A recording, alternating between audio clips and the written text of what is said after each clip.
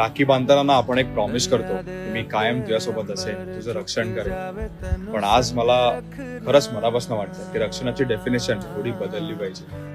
तुमच्या बहिणीला किंवा तुमच्या कुटुंबाला फक्त एखादं महागडं गिफ्ट देणं म्हणजे प्रोटेक्शन नाही. तिला फायनान्शियली इंडिपेंडंट बनायला मदत करणं, तिच्या नावाने इन्व्हेस्टमेंट सुरू करणं, तिला म्युच्युअल फंड्स, SIP, इन्शुरन्स समजावून सांगणं आणि सर्वात महत्वाचं म्हणजे पैशासाठी तिला आयुष्यात कोणावरही डिपेंड राहायला लावू नये.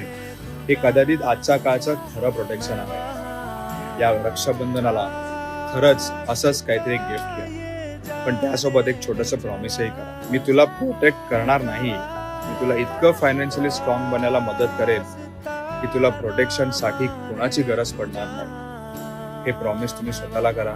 माझ्यासाठी हेच आहे खरं financial Rakshabandhan. You have to trust mutual funds. You have to trust positive. Thank you.